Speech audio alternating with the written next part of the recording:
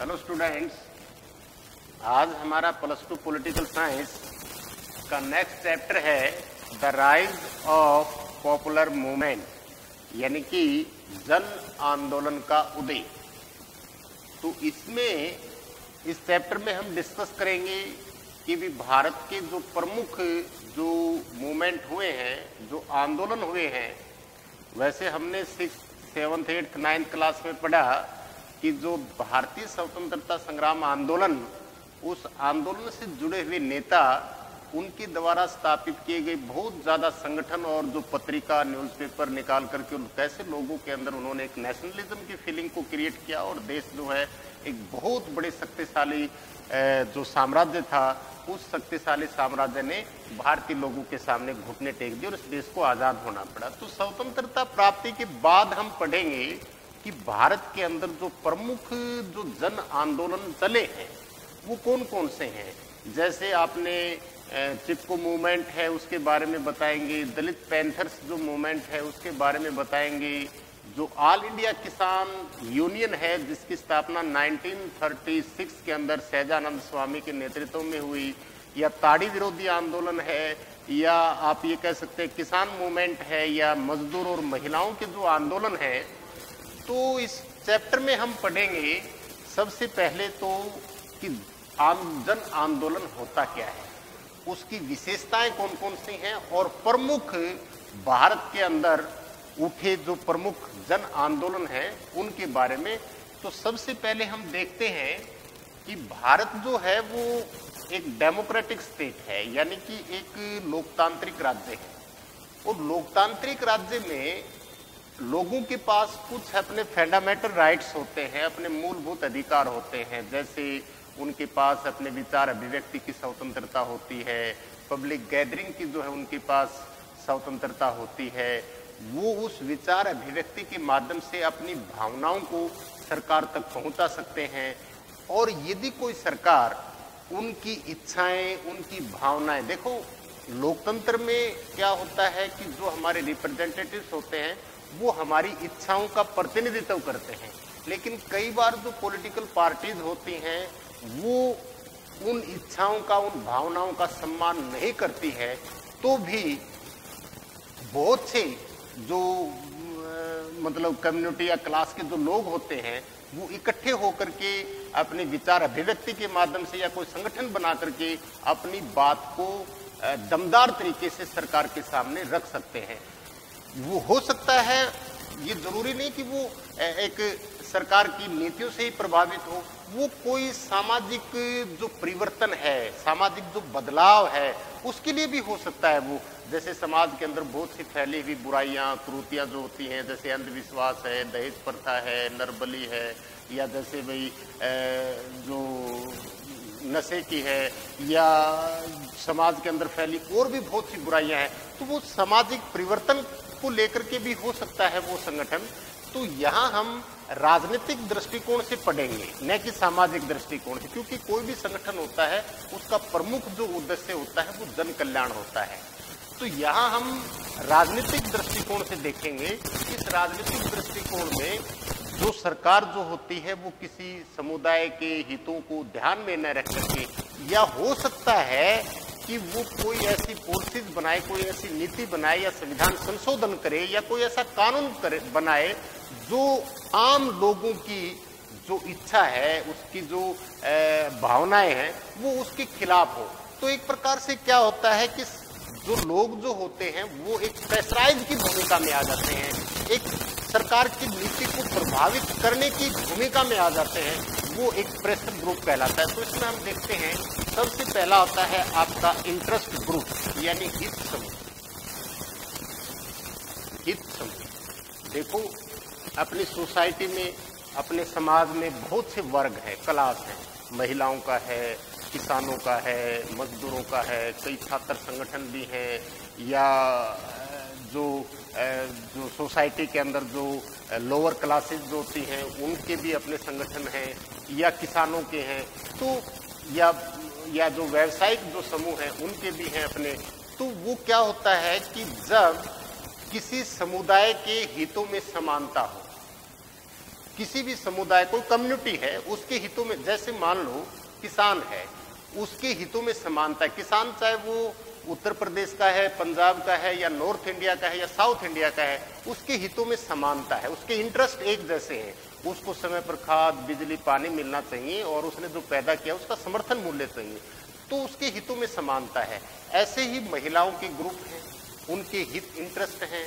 महिला चाहे वो केरला की है, हरियाणा की है, उत्तर प्रदेश की है, या और किसी स्टेट की है, उसके हितों में समानता है। वो सामाजिक सुरक्षा चाहती है, वो सामाजिक सुरक्षा में उसके मतलब जो एक प्रकार से जो घरेलू हिंसा है उससे वो बचाव चाहती है। दहेज जो है उसके लिए है, या भ्रूण हत्या जो है, तो या पब्लिक प्लेसेस के ऊपर उसके साथ किए गए जो मतलब अनैतिक जो कार्य हैं, तो महिलाएं जो हैं वो उनके हितों में समानता है। ऐसे ही मजदूर हैं, उनके हितों में समानता है। तो किसी कम्युनिटी या क्लास के जो हित होते हैं उनमें समानता होती है। उस समान हित के लोग, वो जो समान हित है, उस समान हित के लोग जब वो सरकार की जो पॉलिसीज है उसको इन्फ्लुएंस करते हैं, उसको प्रभावित करने की कोशिश करते हैं, या कई बार क्या होता है वो पॉलिटिकल पार्टी उसके हितों को नजरअंदाज करती है, या कोई ऐसा कानून बनाती है जो उनके हितों के खिलाफ हो, तो वो क्या करते हैं, वो समान हित के लोग एक उस सरकार की नीति को प्रभावित करने की जब कोशिश करते हैं, तो जब वो कोशिश करते हैं तो वो एक प्रेशर ग्रुप का निर्माण करते हैं। प्रेशर ग्रुप यानी कि वो बनाते हैं अपने दबाव समूह, यानी कि जब वो सरकार की नीति को प्रभावित करने की कोशिश करने लग जाते हैं तो वो बन जाता है दबाव समूह। यानी कि अब सरकार किसी भी कम्युनिटी को, क्लास को नाराज नहीं करना चाहती, क्योंकि आने वाले समय में, चुनाव के समय उसके वोटों की उसको जरूरत होती है। तो वो क्या करता है, वो कुछ ऐसा बैलेंस बनाती है, कुछ ऐसा तालमेल बनाने की कोशिश करती है, उस नीतियों में कुछ ढील करती है, या उनके हितों को वो नजरअंदाज नहीं करती है। तो एक प्रकार से वो प्रेशर ग्रुप का जब निर्माण करने लग जाते हैं, या वो सरकार की नीति को प्रभावित करने की कोशिश करने जाते हैं, वही कहलाता है जन आंदोलन। तो अब इसमें हम देखेंगे कि जन आंदोलन से क्या अभिप्राय है। जन आंदोलन से क्या अभिप्राय है? तो जन आंदोलन की बिल्कुल आसान सी डेफिनेशन है कि समान हितों को प्राप्त करने के लिए, एक विशेष लक्ष्य को प्राप्त करने के लिए, किसी एक विशेष जो लक्ष्य है उसको प्राप्त करने के लिए किया गया सामूहिक प्रयास, यानी किसी एक विशेष लक्ष्य को प्राप्त करने के लिए, कोई एक विशेष लक्ष्य है हमारा, क्योंकि कोई भी आंदोलन जो होता है उस आंदोलन के पीछे कोई न कोई लक्ष्य तो जरूर होता है, कोई उद्देश्य जरूर होता है। बिना उद्देश्य के तो कोई आंदोलन नहीं होता, कोई न कोई उद्देश्य जरूर होता है, कोई लक्ष्य जरूर होता है। उस लक्ष्य को प्राप्त करने के लिए किया गया सामूहिक प्रयास ही आंदोलन, जन आंदोलन कहलाता है। अब हम एक एक करके भारत में जो प्रमुख जो जन आंदोलन हुए हैं उनके बारे में डिस्कस करेंगे। तो सबसे पहला है हमारा चिपको मूवमेंट, यानी चिपको आंदोलन।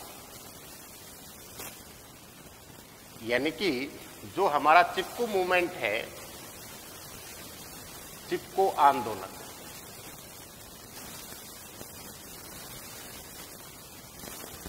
ये चिपको मूवमेंट जो है ये टिहरी गढ़वाल की जो पहाड़ियां हैं और वर्तमान जो हमारा स्टेट है उत्तराखंड, ये चिपको मूवमेंट 1972 में हुआ था। यानी कि चिपको मूवमेंट जो है वो 1972 में 1972 में हुआ था। और इसके किसके नेतृत्व में हुआ था, वो उस व्यक्ति का नाम आपको जरूर याद रहना चाहिए, सुंदरलाल बहुगुणा। सुंदरलाल बहुगुणा के नेतृत्व में ये चिपको मूवमेंट हुआ था। हालांकि अब ये जो स्थान है वो स्थान आपका उत्तराखंड में आता है, लेकिन उस समय उत्तराखंड तो 2000 में बना है स्टेट उत्तर प्रदेश से अलग होकर के, लेकिन उस समय ये उत्तर प्रदेश का हिस्सा था। क्या था यहाँ कि उत्तर प्रदेश की सरकार ने खेल का सामान बनाने वाली एक कंपनी को यहाँ ये जो टिहरी गढ़वाल की जो पहाड़ियाँ हैं, इसमें एक विशेष प्रकार के जो पौधे हैं उनको काटने की अनुमति दी थी। यानी कि जो कॉन्ट्रैक्टर वगैरह थे, जो सरकार के नुमाइंदे थे, उसमें बड़े उद्योगपति या जो कॉन्ट्रैक्टर वगैरह थे या नौकरशाही जो थी, वो ज़्यादा से ज़्यादा उसके मतलब क्या था, वो उनमें ज़्यादा से ज़्यादा मुनाफा कमाना चाहते थे। तो जो सरकार का जो कॉन्ट्रैक्ट था इनके साथ, खेल का सामान बनाने वाली कंपनी को पेड़ कटाई का जो ठेका दिया था, अब वो कंपनी के ठेकेदार, कॉन्ट्रैक्टर वगैरह और जो वहाँ की जो नौकरशाही, स्थानीय जो नौकरशाही थी, उनकी मिलीभगत से ये एक बहुत बड़ा उन स्थानीय लोगों के साथ, उनके हितों के साथ जबरदस्त खिलवाड़ था। जब वो लोग पेड़ काटने के लिए आए तो वहां के जो स्थानीय लोग थे, उन स्थानीय लोगों ने विरोध किया इसका। क्यों विरोध किया? क्योंकि उन स्थानीय लोगों की ये जो वन जो क्षेत्र था, ये वन क्षेत्र उनकी जीवन रेखा था, उनके जीवन का आधार था, उनकी जीविका के साधन थे वो। क्योंकि वहां से देखो वो कुछ औषधीय पौधे वहां से वो ज़्यादा उनकी उस क्षेत्र की जानकारी है उन लोगों को, तो उन औषधीय पौधों को वहाँ से लेकर के और स्थानीय बाजार में बेचना, उससे उनकी आमदनी थी। वहाँ शिकार करना, खेती करना, जूमिंग फार्मिंग जो है वो खेती करना, या जैसे मत्स्य उत्पादन करना, या जलावन के लिए लकड़ी प्राप्त करना, शिकार, ये सब क्या थे, उन स्थानीय लोगों की आजीविका का साधन था। जब वो लोग यहाँ इकट्ठे पेड़ काटने के लिए आए तो उन स्थानीय लोगों ने सुंदरलाल बहुगुणा, ये सुंदरलाल बहुगुणा जो है वो एक सोशल एक्टिविस्ट, एक सामाजिक कार्यकर्ता थे, और उन्होंने इसका जबरदस्त विरोध किया। जब इन्होंने विरोध किया और स्थानीय लोगों को उन्होंने लीड किया, तो जो पर्यावरणविद थे वो भी इसके फेवर में आ गए। उन्होंने कहा कि भी ये तो पारिस्थितिक असंतुलन पैदा हो जाएगा, क्योंकि मानवीय क्रियाकलाप ज़्यादा होंगी, हम पेड़ों की ज़्यादा से ज़्यादा कटाई करेंगे, या मृदा अपरदन होता है, या जैसे हम ज़्यादा से ज़्यादा उन रिसोर्सेज का यदि दोहन करेंगे, तो इससे क्या होगा, एक पारिस्थितिकी जो अपना सिस्टम है वो अनबैलेंस हो जाएगा, और उस ज़्यादा से ज़्यादा उस क्रियाकलाप ना हो। तो पर्यावरणविद के जो कार्यकर्ता थे वो भी इनके साथ आ गए, मानवाधिकारों के जो कार्यकर्ता थे वो भी इनके साथ आ गए। तो इतना मतलब ये मूवमेंट पॉपुलर हुआ, और जो ही ये लोग आए तो उन स्थानीय लोगों ने वहां के जो पेड़ थे उनको आलिंगन कर लिया, यानी कि उन पेड़ों से वो चिपक गए, और ये कहा कि भी इन पेड़ों को काटने से पहले हमें काटो, ये पेड़ हमारी माँ है, हमारी आजीविका के साधन है, इनको काटने से पहले हमें काटो। तो इसका इतना जबरदस्त विरोध हुआ और ये इतना हाईलाइट हुआ न्यूज़पेपर, मैगजीन्स, पत्रिकाएं वगैरह में, तो सरकार इतनी ज़्यादा, यूपी गवर्नमेंट जो है इतनी प्रेशराइज हुई कि उसने वो पेड़ कटाई का जो कॉन्ट्रैक्ट था वो रद्द करना पड़ा, और उन स्थानीय लोगों ने पेड़ों को बचाया। तो इस प्रकार हम देखते हैं कि ये इतना ज़्यादा पॉपुलर हुआ उस समय में, और यहाँ तक कि अगले 15 वर्ष तक यहाँ पेड़ कटाई का कोई भी कार्य नहीं होगा। ये सरकार ने वहाँ स्थानीय लोगों को मतलब आश्वस्त करना पड़ा कि अगले 15 वर्षों तक यहाँ किसी प्रकार का कोई पेड़ कटाई का कार्य नहीं होगा। और इसी चिपको मूवमेंट से प्रभावित होकर के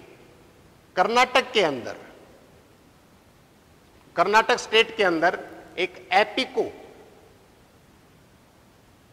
एपिको मूवमेंट ये जो है वो स्टार्ट हुआ था कर्नाटक स्टेट के अंदर। तो ये जो है आपका चिपको मूवमेंट 1972 के अंदर सुंदरलाल बहुगुणा के नेतृत्व में टिहरी गढ़वाल के पहाड़ी इलाके में जो पेड़ कटाई का जो कॉन्ट्रैक्ट दिया था सरकार ने, उसको स्थानीय लोगों ने सुंदरलाल बहुगुणा के नेतृत्व में रद्द किया, और इससे जो स्थानीय लोग थे उनकी आजीविका के साधन जो थे वो खतरे में पड़ते दिखाई दे रहे थे।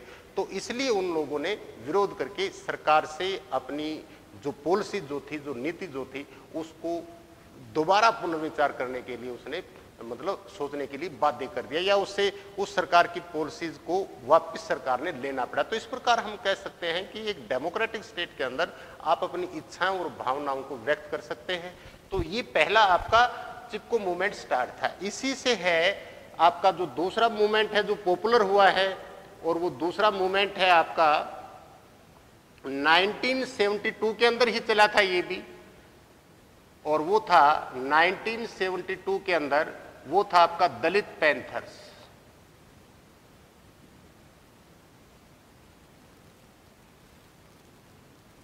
दलित पैंथर्स 1972। ये जो दलित पैंथर्स है, ये दलित पैंथर्स जो है किससे प्रभावित हुआ था?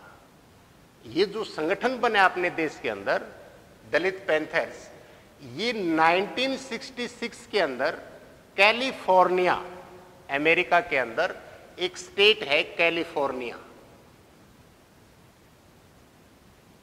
कैलिफोर्निया एक स्टेट है, जैसे अमेरिका में 50 स्टेट हैं, जैसे अपने हिंदुस्तान के अंदर 28 स्टेट है, पहले 29 थे लेकिन जम्मू कश्मीर को यूनियन टेरिटरी बना दिया है, लद्दाख टेरिटरी बन गया।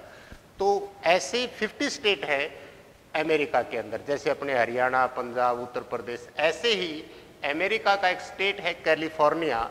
उस कैलिफोर्निया स्टेट में एक संगठन बना था और उस संगठन का नाम था ब्लैक पैंथर्स। ब्लैक पैंथर्स यानी कि आपको पता होना चाहिए, आपने 10th क्लास में पढ़ा होगा कि जो अमेरिका के अंदर एफ्रो अमेरिकन है, एफ्रो अमेरिकन,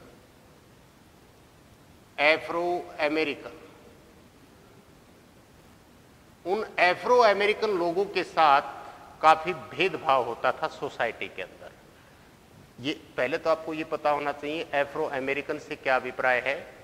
तो वे लोग, वे अश्वेत लोग जिनको जब दास व्यापार होता था, जिनको अफ्रीका महाद्वीपों से उन लोगों को खरीद करके उनकी बोलियां लगा करके और इंटरनेशनल मार्केट में उनको खरीदा जाता था और बेचा जाता था, जो विशेषकर आपके कैरिबियाई आइलैंड वगैरह हैं, अमेरिका है जहां कपास की खेती को ज़्यादा बढ़ावा मिला था। तो इस प्रकार उन बागानों में काम करने के लिए उन अश्वेत लोगों को वहां ले जाकर के बसाया गया था। अब देखो, जब अमेरिका आज़ाद हुआ 76 के अंदर, तो इन अफ्रो अमेरिकन लोगों को वहाँ के जो वाइट्स पर्सन थे उनके इक्वल राइट्स नहीं दिए गए थे और उनके साथ सोसाइटी के अंदर हर जगह भेदभाव होता था। भेदभाव जैसे मान लो वो किसी रेलगाड़ी में यात्रा करते हैं तो उनके डिब्बे अलग होते थे, आने जाने की सीढ़ियाँ भी अलग होती थी। वो रेस्टोरेंट में खाना खाने के लिए जाते हैं तो उनकी बेंचेज वगैरह जो है वो भी अलग होती थी। स्कूल में वो फ्रंट आगे बेंचेज वगैरह हैं, उनके बच्चे वहाँ नहीं बैठ सकते थे। मतलब हर जगह उनको अन्याय, अत्याचार, अपमान उसका शिकार होना पड़ता था। तो उससे बराबरी का दर्जा लेने के लिए, उस अन्याय और अपमान से छुटकारा दिलाने के लिए और अश्वेत लोगों को अवेयर करने के लिए जूनियर मार्टिन लूथर के नेतृत्व में कैलिफोर्निया स्टेट में 1966 के अंदर एक ब्लैक पैंथर्स बना था और उसने आवाज उठाई और उसके बाद जो है अमेरिका समाज के अंदर उनको बराबरी का दर्जा मिला। संविधान वहाँ अमेंडमेंट हुआ, उसमें संशोधन हुआ और फिर उनको इक्वल राइट्स दिए गए। और आपको पता होना चाहिए कि बराक ओबामा जो है वो पहला अश्वेत जो राष्ट्रपति जो है वो बना है। तब उस संगठन ने, उस संगठन के कार्यकर्ताओं ने कितना संघर्ष किया होगा, एक लंबी लड़ाई लड़ी उन्होंने अमेरिकन समाज के खिलाफ कि भी एक मानव होने के नाते हमारे साथ इतना भेदभाव क्यों। ऐसे ही अपने समाज के अंदर, अपने इंडियन सोसाइटी को यदि हम देखते हैं तो आपको पता है अपने देश के अंदर भी वर्ण व्यवस्था सिस्टम होता था। उस वर्ण व्यवस्था सिस्टम में ब्राह्मण, क्षत्रिय, वैश्य, शूद्र, तो ये जो शूद्राज जो लोग थे, दलित जो लोग थे, इनको भी सोसाइटी में हर जगह अपमानित होना पड़ता था। यानी कि एजुकेशन के मामले में पिछड़े हुए थे और फिर हम देखें सोसाइटी, समाज के अंदर भी इनको हे दृष्टि से देखा जाता था। या एक छुआछूत की भावना थी, अस्पृश्यता की भावना थी, एक साथ मटके में ये पानी नहीं पी सकते, उनके कुओं से यदि वो पानी लेकर के आते हैं तो वहाँ पर भी उनको लज्जित होना पड़ता था। तो यदि किसी सवर्ण जाति के घर कोई पशु की डेथ हो जाती थी तो उसको दबा के आना, यानी अमानवीय कार्य, वे कार्य जो है इनसे किए जाते थे। तो इससे क्या हुआ, ये समाज जो है, ये सोसाइटी यानी ये कम्युनिटी जो है वो लगातार कई वर्षों तक अन्याय, अत्याचार, भेदभाव, इसका इन्होंने शोषण का इन्होंने सामना करना पड़ा। तो यहाँ पर जो दलित पैंथर्स जो हैं, ये भारतीय समाज के अंदर हो रहे अन्याय, अत्याचार, उसको रोकने के लिए या उसके अंदर कुछ बदलाव लाने के लिए या कुछ हमें कानूनी सुरक्षा देने के लिए ये समय समय के ऊपर दलित पैंथर्स मूवमेंट जो है, जो आंदोलन जो है, ये समय समय के ऊपर आवाज उठाता है। तो यहाँ पर जो अपने देश के प्रथम विधि मंत्री डॉक्टर भीमराव अंबेडकर और संविधान निर्माता और जो जिसने एंट्री टेम्पल मूवमेंट स्टार्ट किया इंडिया के अंदर, तो उसने एक वक्तव्य दिया था अपना कि यद्यपि उच्च शिक्षा जो है, उच्च शिक्षा ने मुझे उस जातिगत व्यवस्था से बाहर नहीं निकाला है, आप उच्च शिक्षा ग्रहण करो और शेर बनो, बलि तो भेड़ियों की दी जाती है। तो यहाँ पर ये जो दलित पैंथर्स है, ये भी समय समय के ऊपर अपने इंटरेस्ट जो हैं, अपने हित जो हैं, उनकी आवाज उठाता है और सरकार का ध्यान भी जो है ये आकर्षित करता है और समाज में हो रहे अन्याय, अत्याचार या भेदभाव, उसके खिलाफ ये आवाज उठाता है। कई बार आप भी देखते हो अपने सोसाइटी, अपने समाज के अंदर देखा होगा कई बार कि भाई जब सवर्ण जाति के जो घरों के आगे से किसी जो दलित लड़के की जब शादी होती है तो उसको कई अच्छे तरह से हैं जहाँ उसको घोड़ी पर नहीं बैठने दिया जाता है, या एक समान कुओं से उनके पानी वो नहीं ला सकते, या कई बार मंदिरों में प्रवेश के ऊपर उनके ऊपर रोक लगाई जाती है, या जो शिक्षण संस्थाएं हैं उनके अंदर उनको अन्याय, अत्याचार, भेदभाव, वहाँ पर फिजिकली और मेंटली उनको हरासमेंट का शिकार होना पड़ता है। तो उनको इस तरीके से हम देखते हैं कि सोसाइटी के अंदर वो अपने आप को एडजस्ट नहीं कर पा रहे हैं। यानी कि अब भी 21वीं सदी के अंदर हम देखते हैं कि अब भी कुछ दूर दराज के क्षेत्र ऐसे हैं, अब भी वो उन समस्याओं का वो सामना करना उनको पड़ रहा है। उनके पास बराबरी का दर्जा नहीं है, या जो रिसोर्सेज का जो सिस्टम है, जो उनका जो डिस्ट्रीब्यूशन है, उसमें वो डिमांड करते हैं कि मांग हो, शिक्षण संस्थाओं में हमारी जो सीट्स वगैरह हैं वो बढ़ाई जाए, और अलग से जो रिजर्वेशन जो है और ज़्यादा उसकी डिमांड करते हैं, या कई बार वो रिजर्वेशन का जो कोटा है उसके साथ छेड़खानी ना हो, या जो दलित एक्ट्स वगैरह जो हैं उसे बना करके हमारा प्रोटेक्शन किया जाए। तो ये समय समय के ऊपर क्या है, वो सरकार का एक प्रकार से ध्यान आकर्षित करते हैं और अपने ही समुदाय के लोगों के जो इंटरेस्ट होते हैं, उनके जो हित होते हैं, उन हितों की ये मतलब एक प्रकार से उनका सामना करते हैं। तो इस प्रकार हम देखते हैं कि भारत के अंदर जो प्रसिद्ध जो मूवमेंट हैं, एक तो आपका चिपको मूवमेंट और दूसरा है आपका दलित पैंथर्स, जो ब्लैक पैंथर्स, जो 1966 कैलिफोर्निया में इसकी स्थापना हुई थी, उससे प्रभावित होकर के इन्होंने बनाया है अपना दलित पैंथर्स। और दलित पैंथर्स की जो गतिविधियां हैं उसके बारे में मैंने आपको बता दिया है, ये क्या क्या डिमांड करता है, और इसी प्रकार आपका जो चिपको मूवमेंट है उसके बारे में बता दिया है। कुछ ऐसे मूवमेंट भी हैं और प्रसिद्ध हैं। एक है आपका तीभागा मूवमेंट, तीभागा, जो आपका तीभागा मूवमेंट है, आंध्र प्रदेश के अंदर ये चला था।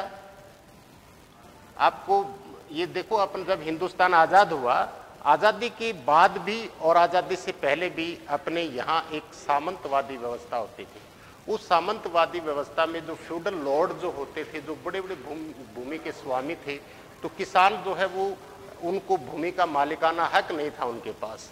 तो यहाँ हम देखते हैं कि तीभागा जो मूवमेंट है 1946 के अंदर आंध्र प्रदेश के अंदर चला था। तो आंध्र प्रदेश के अंदर जो एक प्रकार हम देखते हैं फ्यूडल लॉर्ड्स या बड़े बड़े जो सामंत हैं, वो क्या करते थे, जो अपनी जमीन बटाई पर देते थे किसानों को, तो उसमें वो उसका आधा हिस्सा लेते थे। लेकिन वहां के स्थानीय लोगों ने कहा कि हम आपको तीसरा भाग देंगे। तो ये था आपका तीभागा मूवमेंट।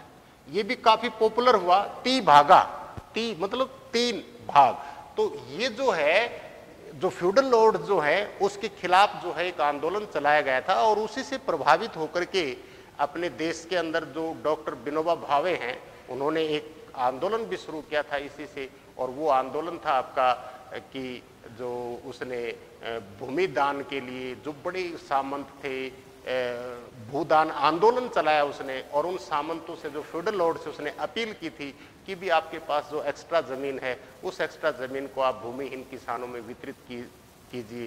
तो या फिर उसने ग्रामदान, भूदान के साथ साथ एक ग्रामदान आंदोलन भी चलाया था। कई जो फ्यूडल लॉर्ड थे उन्होंने अपने गांव जो हैं वो दान कर दिए। तो इस प्रकार हम देखते हैं कि तिभागा मूवमेंट से ही प्रभावित होकर के अपने देश के अंदर जो भूदान आंदोलन है, ग्रामदान आंदोलन है, विनोबा भावे के नेतृत्व में ये चले, तो ये काफी इनको पॉपुलरिटी मिली थी इसके साथ। इसी के साथ हम देखते हैं अपने देश के अंदर जो नक्सलवादी मूवमेंट है, नक्सलवादी मूवमेंट है 1967 के अंदर वेस्ट बंगाल यानी पश्चिम बंगाल का एक गांव है नक्सलबाड़ी। पश्चिम बंगाल का एक गांव है नक्सलबाड़ी, वहां से इसकी शुरुआत हुई थी। ये नक्सली जो मूवमेंट है, अब तो वर्तमान परिदृश्य में हम देखें तो इसके ऊपर काफी कंट्रोल हुआ है, लेकिन धीरे धीरे ये पश्चिम बंगाल से शुरू होकर के आंध्र प्रदेश, छत्तीसगढ़, आपका उड़ीसा, बिहार और आपका जो कर्नाटका जो है, और या जो झारखंड वगैरह है, मतलब कम से कम 8-9 स्टेटों के अंदर इसका ज्यादा प्रभाव हुआ। तो ये नक्सली जो मूवमेंट है ये क्या है, ये विशेषकर जो कम्युनिस्ट क्लास जो है या साम्यवादी जो व्यवस्था है, जो माओ के विचारों से प्रभावित है, और विशेषकर अपने देश के अंदर जो कम्युनिस्ट पॉलिटिकल पार्टीज हैं वो अप्रत्यक्ष रूप से इसको समर्थन करती है। ये माओ के विचारों से प्रभावित है, माओवादी है। कई बार इनको नक्सलवाद के स्थान पर माओ भी कहा दिया जाता है। तो माओ के नेतृत्व में एक क्रांति हुई थी जिसको रेड रिवॉल्यूशन कहा जाता है, लाल क्रांति 1949 के अंदर। और माओ ने ये बोला था कि जैसे आपको पता है कि उस समय बड़ी सामंतवादी व्यवस्था थी, उस सामंतवादी व्यवस्था में समाज के अंदर 2 क्लास बन गई, हैव्स एंड हैव नॉट, यानी संसाधन संपन्न और संसाधन विहीन। तो एक तरफ अमीर और गरीब के अंदर बहुत ज्यादा खाई उत्पन्न हो गई। अब उसमें क्या हुआ कि एक क्लास तो बन गई शोषित क्लास और एक क्लास बन गई शोषणकारी, यानी कि वो लोग जो बड़े महलों में रहते हैं, बड़ी उनके पास बहुत ज्यादा भूमि है, जमीन है, किसान जमीन के मालिक नहीं है, वो उसके खेतों पर काम करते हैं, वहां बेगारी सिस्टम भी है, बिना वेतन दिए उनसे काम भी लिया जाता है। तो इस प्रकार की जो प्रथा जो थी, यदि आप उस सामाजिक व्यवस्था को चेंज करते हैं, उस सामाजिक व्यवस्था में परिवर्तन लाना चाहते हैं, तो वहां गांधीवादी विचारों से कुछ नहीं होगा। माओ ये बोलता है कि वो पावर जो है वो बंदूक की नली से निकलता है, यानी कि आप उस व्यवस्था के खिलाफ संघर्ष करो, और संघर्ष में आपकी जीत होगी। वो संघर्ष करो तो वो भी सशस्त्र संघर्ष करो, आप उनके खिलाफ हथियार उठाओ। उनका हृदय परिवर्तन नहीं होने वाला है, गांधीवादी विचारधारा से उनका हृदय परिवर्तन नहीं होगा, आप उनके खिलाफ हथियार उठाओ। तो ये क्या काम करते हैं, उनके बड़े बड़े गोडाउन जो होते हैं उनमें, उनके खेतों में आग लगा देना, उन गोडाउनों को लूटना, रेल की पटरियों को उखाड़ देना, या जितनी भी इस प्रकार की जो व्यवस्था है वो उससे हिंसा करते हैं।